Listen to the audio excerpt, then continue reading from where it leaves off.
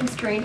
Why did the president decide to give today's abortion speech in Washington, D.C., instead of a state like Michigan, where abortion's on the ballot, or in a state, Georgia, Ohio, or Pennsylvania, with a Senate candidate that's locked in a very tight race? So he's, look, for those who traveled with us those 4 days that we were out west, he mentioned the national abortion ban. He mentioned what that could mean to women across the country if we allowed that to happen, if we allowed Senator Graham to move forward with such an extreme piece of legislation, and how the Republicans are taking us backwards. So he has talked about that every time he is out there speaking directly to the American people to talk about what is at stake for Americans. Look, I don't want to talk about, or I can't talk about politics from here. I don't want to get into that conversation. As you know, I'm limited on what I can say. But look, the president's going to continue to talk about his longstanding commitment for reproductive rights, and there's a clear difference, as I just laid out. There's a clear difference into the approach.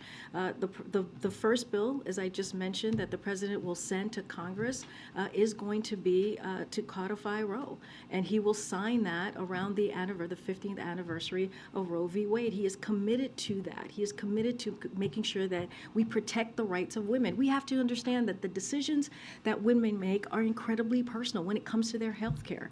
It should be something that is decided between a woman and her doctor, her family, not politicians. And they should not be stepping in on a right that existed, a constitutional right that existed for almost 50 years. And so the president has talked about it and will continue to do so. So What about that bill July? to send it to Congress and to codify Roe, is he talking about filibuster reform in order to make that law? Well, he talked about that already. He was very clear a couple months ago about how he would approve a carve out for the filibuster as it relates to this issue. So he has already made himself very clear on that.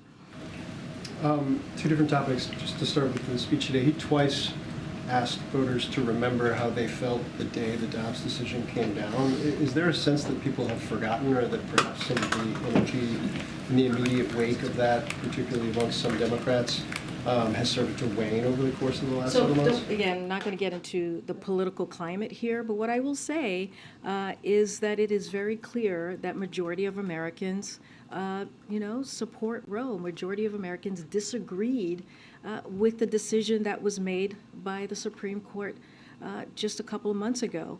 And so I'll just leave it there. You see that in polling after polling after polling. And so the president is going to continue to talk about the issues that impact the American people. And this one, majority of Americans have been very clear where they stand on Roe.